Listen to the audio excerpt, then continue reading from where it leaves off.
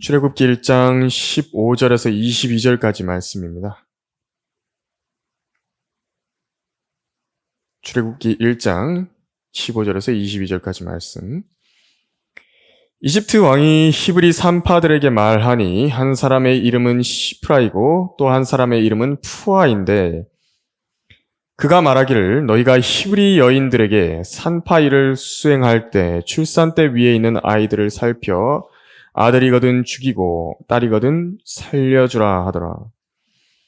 그러나 그 산파들은 하나님을 두려워하여 이집트 왕이 그들에게 명령한 대로 하지 않고 산의 아이들을 살려주었더라.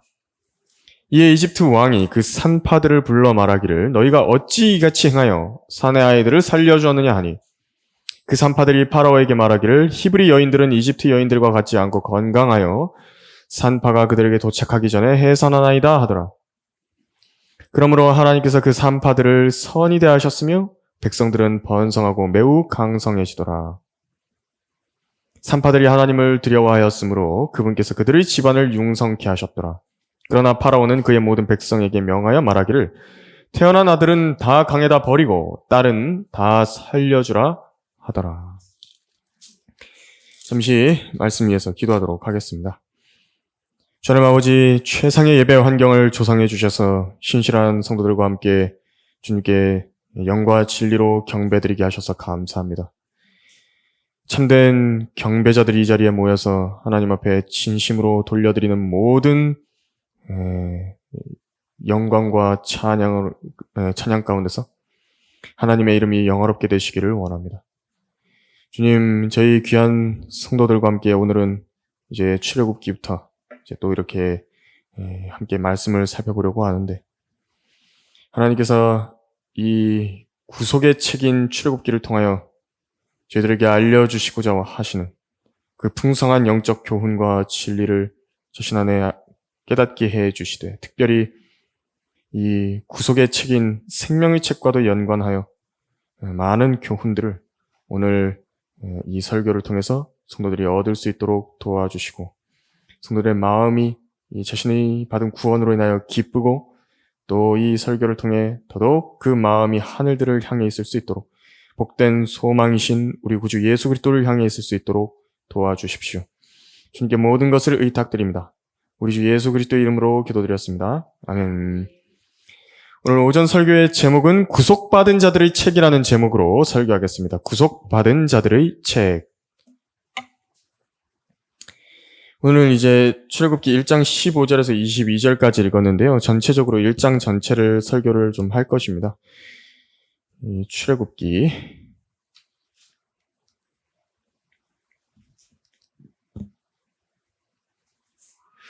고대에는 아내를 얻기 위해서 돈을 지불을 했던 관습이 있습니다. 지참금이라고 이름이 붙여져 있는 것인데요. 남편 될 사람이 신부를 얻기 위해서 신부의 가족들에게 돈을 주는 것이었습니다. 아내라든지 자녀들이라고 한다면 그 가족의 가장이 되는 사람이 있는데 그들의 소유와 재산으로 여겨졌습니다. 실제로 아이들을 길러내는 데에 들어간 먹을 것이 있고 입을 것이 있고 그 외에 여러 가지 양육 비용들을 생각해 본다라고 한다면 한 가정에서 비용을 들여서 길러낸 여자를 아내로 얻기 원한다면 이제 정당한 값을 치러야 된다라고 여겼던 것입니다. 그래서 이삭도 리브카를 얻을 때에 엘리에셀을 통하여 대리로 이제 귀하고 좋은 보석들과 값 나가는 물건들을 제공을 해줬던 사례가 나옵니다. 이렇게 해서 어느 정도의 이제 균형을 이루게 되는 것인데, 사실 요즘에야 이제 남녀가 서로 좋다고 하는 감정만 있다라고 하면 서로 의지에 따라 가지고 혼인하자고 하자는 것이지만 이 감정이라는 것은 사실 수시로 바뀝니다. 처음 좋았던 감정이요. 항상 그대로 유지되는 것은 아니기 때문에 이 기복이 있는 때에 이 좋은 감정이 이렇게 사라지는 때가 오게 되면요. 이제 따지는 게 있습니다. 서로 누가 더 아까우냐를 따지기 시작하는 것입니다. 그래서 이혼이 많죠. 요즘 시대에. 부부가 경제적인 부분이나 사회적인 지위 부분이 차이가 많이 나는 경우에는 그럴 때에 서로 이 관계를 유지해 나가는 것이 더 쉽지가 않습니다. 내가 더 많이 희생을 했네. 네가 더 많이 희생을 했네를 따지면서 싸우게 되어 있는 것입니다. 그런데 이제 여기서 자기들만 싸우는 게 아니라요. 거기서 일가 친척들, 친구들이 싸움에 가세를 합니다. 그래가지고 마치 자기 일인 양 그 합당한 값에 대해서 따지는 것입니다. 여기서 이제 싸움이 더 격화가 되는 것입니다. 네가 더 아까워. 그래서 서로 비슷한 경제적이고 사회적이고 영적인 지위를 가진 사람들이 만나서 혼인을 하는 것은 아주 좋은 안전장치를 가진 것입니다. 특히 영적인 부분에 있어서 하나님의 뜻에 순종하고 그 혼인의 대상을 그 뜻 가운데서 발견하고 확신한 사람들 같은 경우에는요, 더더욱 안정적으로 결혼 생활을 유지해 나갈 수 있습니다. 하나님의 은혜가 그 혼인에 있어서 이 부족한 구속의 대가들을요, 모두 채워 넣어 주시는 것입니다. 하나님께서 나한테 주신 남편이다. 하나님께서 나에게 주신 아내이다. 그렇게 되기 때문에 조금 물질적으로 모자란 부분이 있다 하더라도, 사회적인 지위에서 모자란 부분이 있다 하더라도 그것이 하나님의 은혜로 채워질 수 있는 것입니다. 이렇듯요, 구속은 자기 소유로 만들기 위해서 합당한 값을 치르는 것을 이제 구속이라고 하는 것입니다. 그래서 자기 소유로 만드는 것인데, 창세기는 시작의 책이었다라고 한다면 출애굽기는 구속의 책이라고 불립니다. 하나님께서 친히 이스라엘이라는 민족을 구속하시면서 치르시는 대가가 나오고요. 또 그 민족이 하나님의 소유가 되는 모습을 잘 읽어볼 수 있는 책입니다. 히브리어로 이 출애굽기는 뭐라고 불리냐니까 이름의 책이다라고도 불리기도 하는 것입니다. 이제 구속이 이루어졌으면 하나님께서는 그 자신의 장부에 구속받은 사람들의 이름을 기록하시기 때문에 그렇습니다. 그래서 오늘 출애굽기 1장 1절에서도요. 거기 이스라엘 자손들의 이름들은 이러하니라고부터 먼저 나오고 있는 것입니다. 하나님께서 이들을 어떻게 구속하셔서 이집트로부터 데리고 나오실 것인지에 대한 흥미진진한 기사가 이제 출애굽기 전체에 기록되어 있고 중심이 되는 인물이 이제 모세가 되는 것입니다. 이번 설계에서는요, 출애굽기 1장을 고루 살펴볼 것인데요. 시작부터 이제 대가와 관련한 교훈들을 볼 수 있는 많은 단서들이 이 장에는 주어져 있습니다. 그래서 실제적이고도 영적인 교훈들을 함께 살펴보시면서 각자 믿음의 분량에 합당한 그 말씀들을 많이 취하시고 또 마음의 결심과 또 하나님께 헌신하는 시간이 되기를 바라는 것입니다.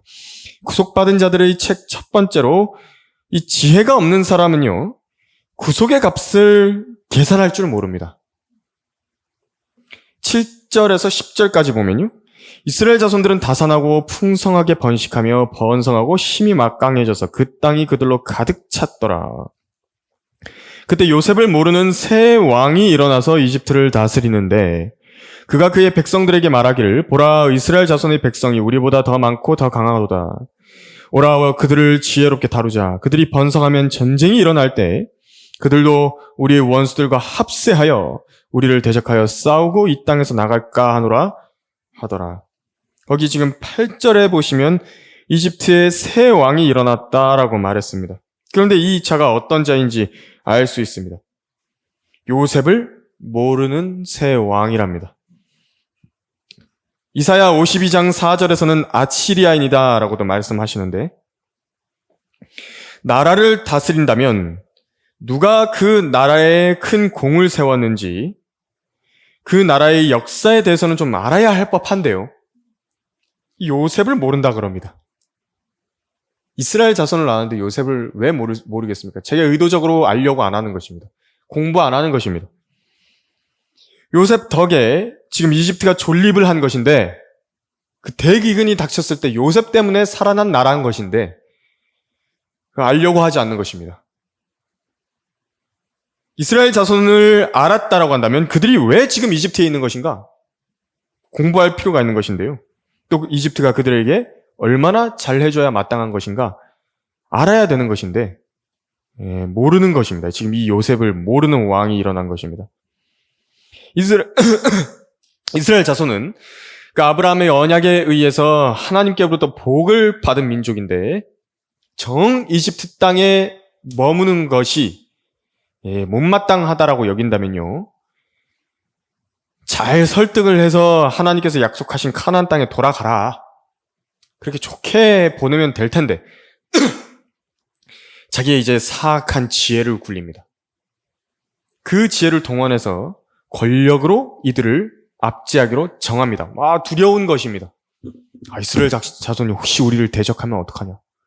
우리가 이들로 인해 죽임을 당하면 어떡하냐? 바로 땅에 속한 지혜이고 바로 두려움으로부터 나오는 지혜인 것입니다. 마귀적인 지혜죠. 그래서 이스라엘 자손을 괴롭히는데요, 강제로 노예 생활을 하도록 만들었습니다. 노예를 부리려면 뭐 있어야 될 거 아니겠습니까? 고대에는 노예가 되는 대상이 어떤 대상이냐니까, 도둑질을 했거나 간음을 했거나 살인을 했거나 죄를 지은 사람들이 노예가 되는 것인데, 지금 이것은 이스라엘은 그냥 착취입니다. 착취. 얼마나 괴롭혔냐니까 짧게는 215년이라고도 볼 수 있고요, 많게는 430년입니다. 그만큼 압제를 한 것입니다. 그 긴 시간 동안 공짜 노동력을 동원을 해가지고 국력을 얼마나 키웠을지 생각 한번 해보셨습니까? 그런데 이렇게 공짜에 맞들린 사람은요, 결코 그 마약으로부터 빠져나오지를 못합니다. 이 노예의 편리함은 마약과도 같습니다. 유대 민족도 이 바빌론에 의해서 멸망하기 얼마 전에요, 그때 다스리던 왕의 이름이 누구냐니까 이 시드키야라는 왕이 있었습니다. 그런데 백성들 가운데서요, 이스라엘 자손들이 자기 형제 자매들을 종으로 삼았던 적이 있었습니다. 그런데 그들에게 이제 명령을 해가지고 주 하나님으로 맹세해서 율법대로 이제 그들을 풀어주라고 그렇게 칙령을 내렸었는데, 이게 얼마 지나지 않아가지고 다시 돌아와갖고 그들의 종으로서의 멍에를 매게 만들었던 것입니다. 왜 그렇게 됐냐니까, 누가 다 해주다가요, 갑자기 없어지니까 아무것도 못하겠는 겁니다.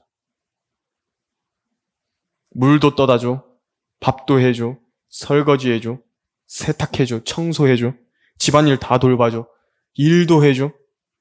나는 시키기만 하면 돼. 근데 돈도 안 들어. 이게 얼마나 편리한지 아십니까, 여러분? 그래서 이런 편리함에 쪄들어 버린 것인데요, 이것이요 거의 마약과도 같습니다. 그리고는 그 대가를 잊어버리는 것입니다. 당연히 해줘야 되는 것이다, 이렇게 생각하게 되는 것입니다. 이집트가 바로 그랬습니다. 이스라엘 민족을 종으로 부렸더니 사실 편리하고 안락하고 좋은 것 같았는데, 시간이 지나고 나니까 이 편리함에 찌든 사람만큼 편리함에 찌든 만큼 이 사람을 망가뜨린 것도 없었던 것입니다.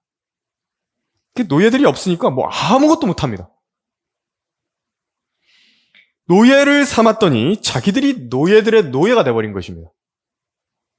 역설적입니다. 그래서 이집트에서 그 이스라엘이 출애굽한 지 며칠 되지도 않아가지고요, 그렇게 하나님께로부터 10가지 재앙을 받아가지고 얻어맞고 국가적으로 멸망의 위기까지 가고 심지어 첫 태생까지 죽임을 당했음에도 불구하고요, 며칠 지나지 않았는데 그렇게 말합니다. 우리가 어찌 이같이 행하여 이스라엘로 우리를 섬기면서 떠나가게 하였는가?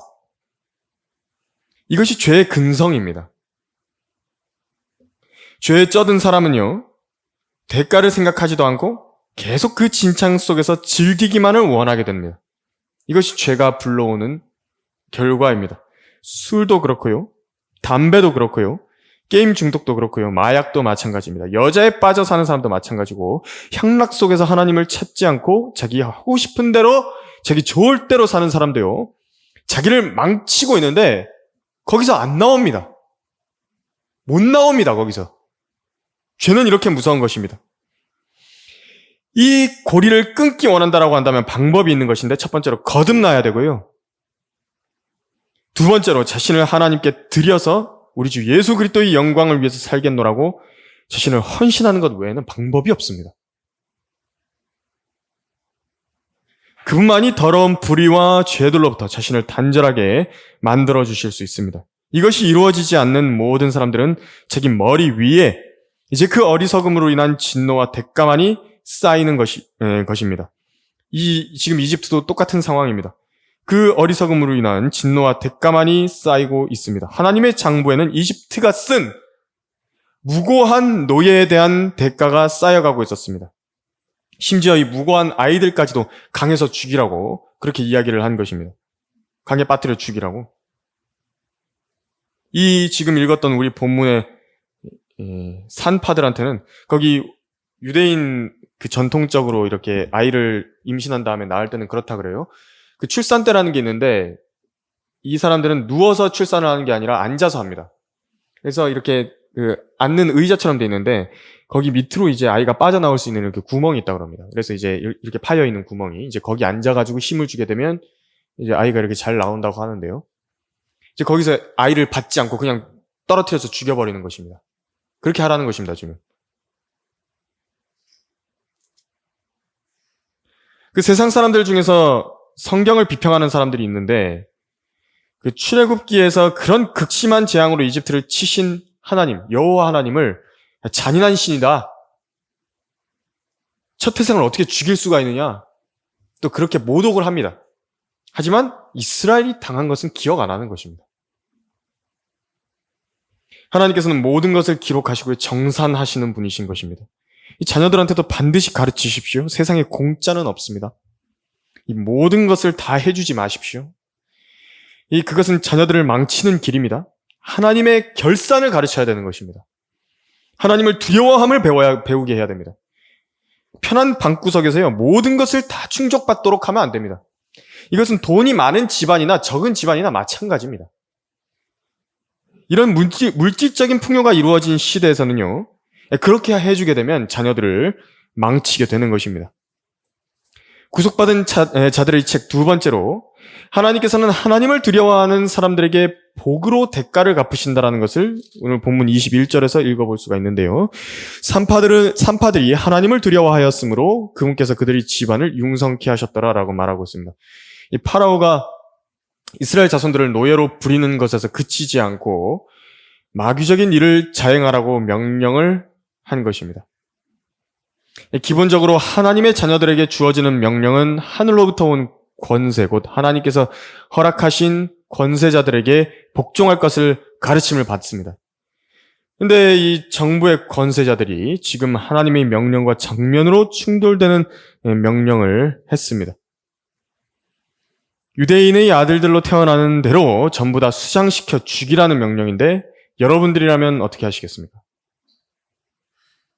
역사적으로 실제 이런 딜레마에 빠져들었던 사람이 있습니다. 코리 텐 붐이라고 하는 네덜란드 출신의 그리스도인 자매인데요. 2차 세계대전 당시에 나치로부터 유대인을 숨겨졌던 그 가족들의 그 딸입니다. 자기는 그리스도인이라서 이제 거짓말을 하면 안 되는데 거짓말할 수밖에 없는 상황으로 내몰렸다고 그렇게 이야기를 했습니다. 코리텐붐의 그 방벽 뒤에요, 은신용으로 비밀 방을 만들었는데 두께가 한 30cm 되는 벽 뒤에 공간이 있었습니다. 거기에 6명이 숨어 있을 수 있었습니다. 거기에 벽난로, 그 1층에 있는 벽난로에 그 선반을 밀면 이제 나타나는 그 방이 이렇게 나타나는 구조로 되어 있었는데 나치 체포 요원들이 들이닥쳤습니다. 근데 48시간 동안 수색을 했거든요. 근데 찾지를 못한 것입니다. 만일 코리 텐붐의 이 가족들이 올바로 시인했다라고 한다면, 거짓말 안 했다라고 한다면 자기가 숨겨주던 유대인의 생명을 또 앗아가야 됩니다. 그런데 유대인들의 생명과 더불어서 국가의 명령에 반하여 그들을 구해주어야 할 때는요, 또 그의 권세에 복종하지 않았을 때는 그들이 생명을 위해 지키기 위해서 했던 거짓말은 하나님께서 눈 감아 주시는 것을 볼 수 있습니다. 이 본문이 바로 그 대표적인 예입니다. 앞으로 대환란 때도 이것이 반복이 될 것입니다. 그때는 유대인들을 숨겨준다고 해가지고 막 거짓말을 했다 그래서 그것 때문에 심판받고 제재받고 하지 않습니다. 이 본문의 경우도 그렇습니다. 그래서 대환란 때는 그 구원의 조건이 이제 유대인을 잘 대해주느냐는 것이죠. 그래서 하나님께서는요, 부당하게 죽임당하고 있는 이스라엘 자손들을 구해낸 그 일에 대해서 무엇이라고 말씀하셨냐니까 하나님을 두려워하여서 행한 일이었다라고 거기 21절에서 말씀하셨고, 이 일로 인해서 오히려 유대인 산파들에게 복을 주셨습니다. 그 산파들을 심히 선하게 대하셨고 그들의 집안을 융성케 하셨는데 성경에 그들의 이름을 기록하셨습니다. 시프라와 푸라다. 근데 이 이름이요, 3100년도 넘게 심지어 영원한 시대 동안에 성경에 기록하셔서 알게 하신 것입니다. 그들의 이름이 안 지워지는 것입니다. 책에서 안 지워집니다. 이것이 생명의 책의 예표입니다. 썼는데 안 지워진다고. 영원히 남는다고. 영원히. 이 엄청난 영예입니다. 사라지지 않는 이름이 된 것입니다. 당시에 그 고대의 둘째가라면 서러운 대제국의 국왕인 그 파라오의 이름들은 성경에 등장하지도 않습니다. 하나님께서 관심 없으십니다. 그런 왕들의 이름 따위에 관심 없으십니다. 그런데 이 산파들의 이름에 대해서는 굉장한 관심을 갖고 계신 것을 볼 수 있습니다. 그래서 여기 계신 성도 여러분들도 영적 자긍심을 가지셔야 되는데요. 세상 사람들이 이름을 내고 좋은 대학에 나와서 어떤 기업의 총수로서 높여졌다는 것, 또 공부를 많이 해가지고 무슨 세상이 알아주는 상을 받고 내로를 아는 직업을 가진 것이라든지요. 뭐 의사라든지 판사라든지 검사라든지 어떤 법조인이라든지 선생이라든지 정치인이 됐다고 해서 여러분들 부러워하실 필요가 없습니다.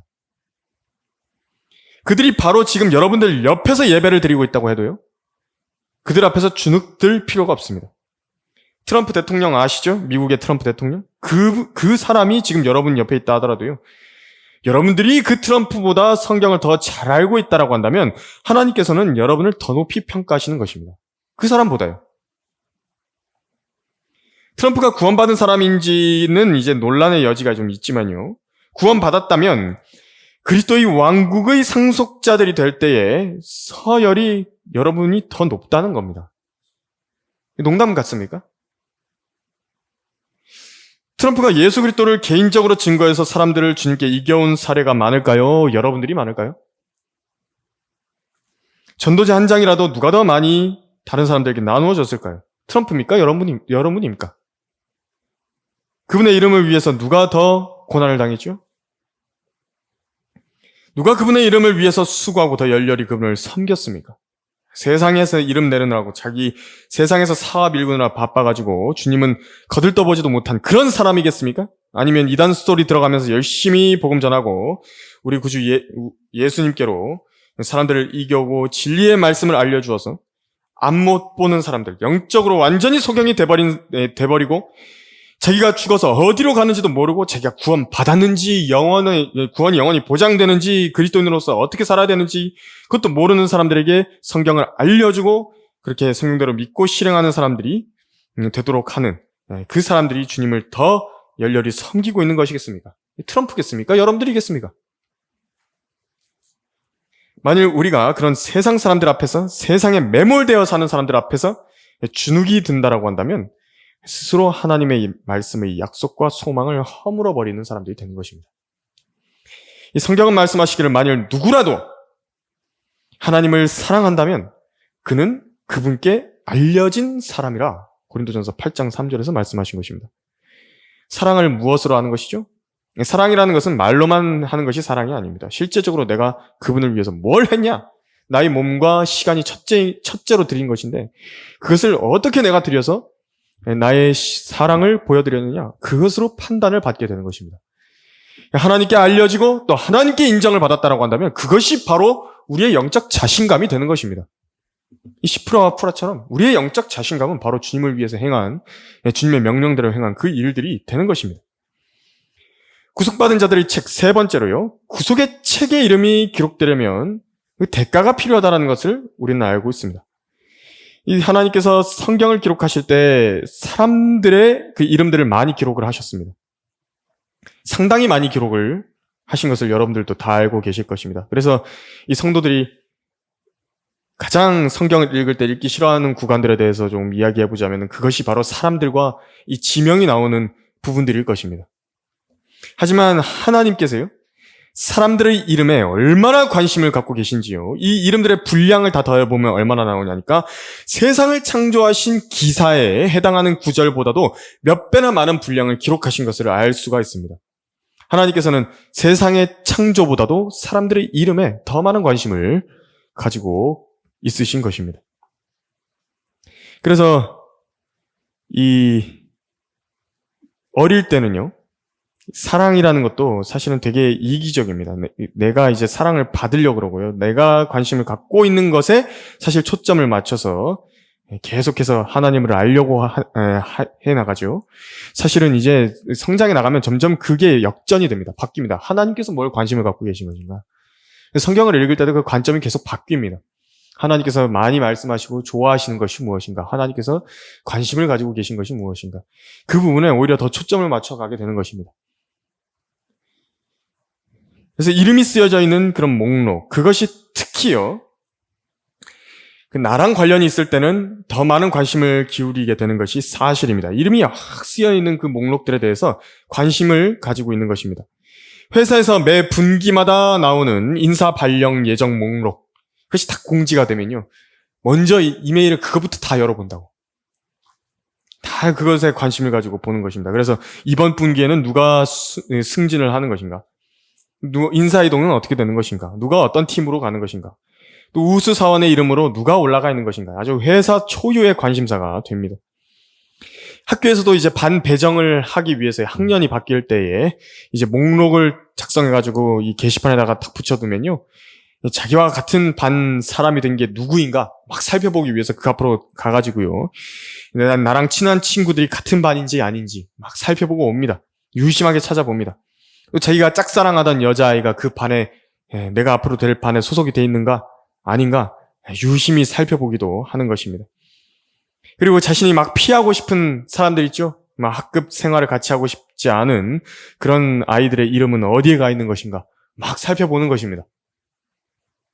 내 이름이 그 사람의 이름과 같이 있다라고 한다면 이제 속으로 탄성을 지르거나 안도의 한숨을 내쉬기도 하는 것입니다. 군대에서도 그렇죠. 군대에서도 자신이 신청한 보직이 있는데요.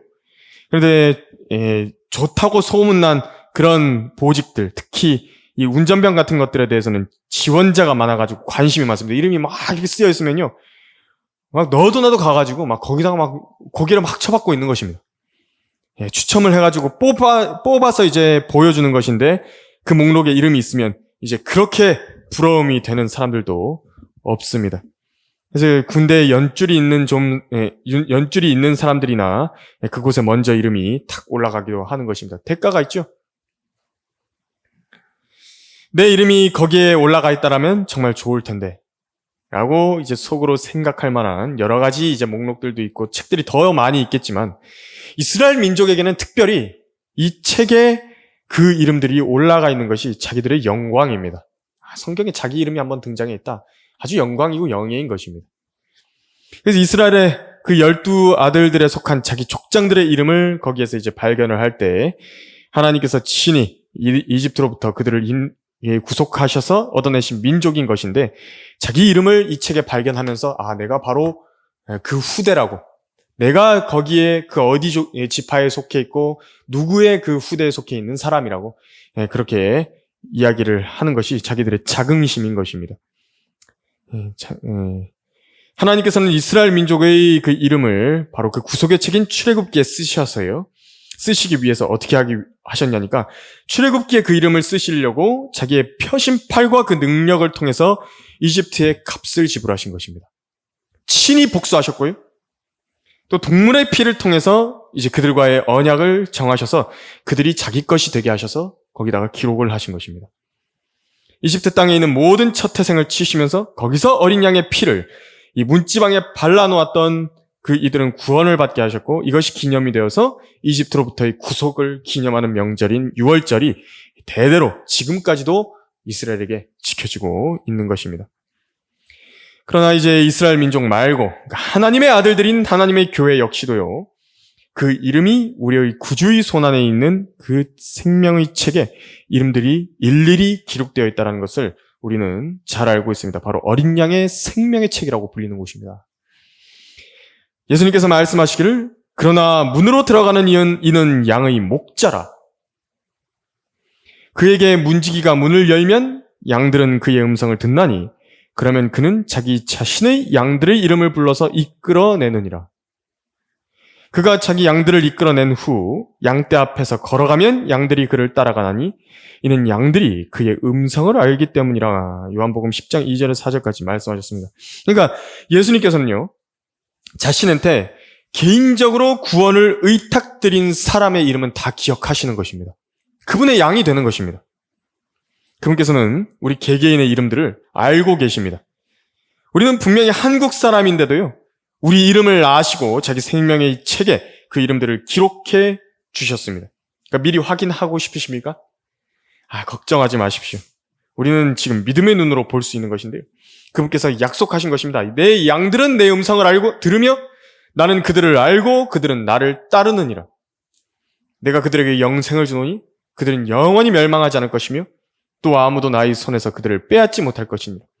그들을 나에게 주신 나의 아버지는 만유보다도 위대하시니 아무도 나의 아버지 손에서 그들을 빼앗아 갈 수 없느니라. 나와 나의 아버지는 하나니라. 요한복음 10장 27절 30절에서도 말씀하셨고요. 그리고 또 그 사도 바울은 셋째 하늘에 다녀오지 않았습니까? 얼마나 이 명단에 관심이 있었겠습니까? 생명의 책에 한번 보고 싶은 것입니다. 보고 왔겠죠? 셋째 하늘 올라갔다가. 그래서 무엇라고 말을 하냐니까, 내가 유오디아에게 권하며 순두케에게도 권하노니 주 안에서 같은 생각을 가지라. 내가 또한 참된 동지인 너희에게 청하노니 복음 안에서 나와 함께 애쓰고 또 클레메와 나의 다른 동료들과도 함께 수고한 이 여인들을 도우라. 그들의 이름이 생명의 책에 있느니라.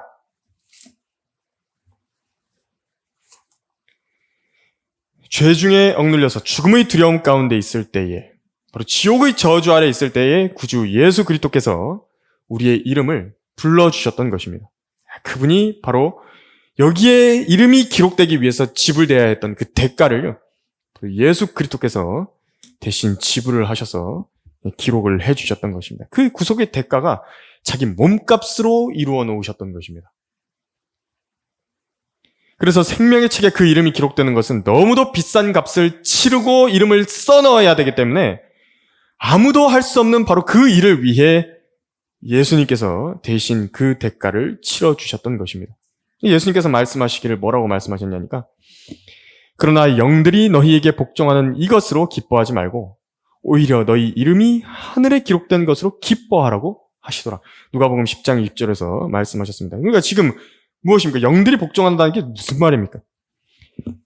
초림 당시에 마귀들을 쫓아내고요, 기적들을 행하고 이적들을 행했던 사도들에게 이 말씀을 하신 것인데, 그런 능력 있는 일들을 행한다 하더라도 그것이 생명의 책에 이름이 기록되고 하늘에 자신들의 이름이 알려진 것보다 기뻐할 일이 못 된다라는 것입니다. 그 정도의 기쁜 일이 우리에게 일어났다라는 것입니다. 정말로 기뻐해야 될 일인 것입니다. 영들이 복종하는 그런 권세보다도 더한 권세라고 말씀하셨기 때문입니다. 이 영들이 복종하는 권세를 가졌던 유다 이스카리옷도 있죠. 그런데 그는 지옥에 갔습니다. 자기 거처로 간 것입니다. 그러나 생명의 책에 그 이름이, 우리 이름을 기록하셨을 때는요, 예수 그리스도의 그 지워지지 않는 그 핏값을 통해서 지불이 되어서 기록이 된 것입니다. 결론적으로 너희는 값을 치르고 산 것이니 주님의 소유가 된 것입니다. 생명의 책에 이름이 기록되었을 때는 바로 그 소유의 값을 치르시고 이제 자신의 그 책에다가 자신의 소유가 된 그 이름들을 기록을 하신 것입니다. 너희는 값을 치르고 산 것이니 그러므로 하나님의 것인 너희 몸과 너희 영으로 하나님께 영광을 돌리라. 우리는 분명히 주의 것이라는 점을 말씀하셨습니다. 세상과 그래서 분리가 되어야 된다는 점은 여러 가지 면모로 우리가 반드시 보여줘야 되는데, 우리의 몸과 영으로 보여줘야 됩니다. 특히 음행과 간음으로부터는요, 반드시 단절을 해야 되는 것이고요. 여자처럼 행세를 한다든지 남자 동성 연애자들처럼 행세하는 것은 반드시 없어야 됩니다. 그리고 그런 자들을 존중한다든지 그들과 하나처럼 보여서는 절대로 안 됩니다. 탐욕을 부리면서 남의 것을 도둑질하려고 해서는 절대로 안 됩니다. 입에요, 욕설이나 저주가 붙어 있었어도 안 되는 것입니다. 자기보다 약한 상대라고 해서 정당한 대가를 주지 않고 착취를 하는 일도 결코 해서는 안 됩니다. 이제 이 생명의 책에 이름이 기록된 사람들로서요, 다른 사람들에게 우리 주 예수 그리스도의 은혜의 복음을 전해가지고 그들을 지옥으로부터 구원받게 해야 되고 사람들을 거룩하신 하나님께로 돌이키는 그 일을 우리가 해야 되는 것입니다. 여러분들이 선행을 보는 모든 사람들이 주 하나님께 영광을 돌리고 우리 구주 예수 그리스도의 이름을 드높이도록 해야 되는 것입니다. 이 생명의 책에 이름이 기록된 사람들이고 값을 치르고 산 사람으로서 사는 것입니다. 그의 피로 구속받은 생명의 책에 이름이 기록된 사람들이 행해야 되는 마땅한 의무라는 것을 기억하시기를 바라는 것입니다. 설교를 마치겠습니다. 기도하겠습니다.